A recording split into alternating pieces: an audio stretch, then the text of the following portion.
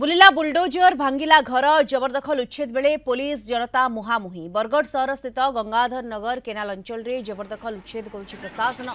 Canal पार्श्व दीर्घ दिन धरी रही आसुवा लोकों घर भंगा जाउछि। प्राय 3 प्लाटून पुलिस मुतयन अछंती। घर भांगिबा बेले पुलिस और जनता मुहामुही होछि। कम समय भितरे उठवाटा बहुत मुश्किल है तांकर लगी आरो तांकर देखला बेले समाने जाति रे तांकर छोट जाति बेले समाने कहउछन जे हमके के घर भड़ा नहीं देबा कि रखबार लगी नाराज होचन हमके आ तांकर हेतकी भी इनकम नहीं ना जे समाने बड़ बड़ घरे जाई करी भड़ा रही पारबे।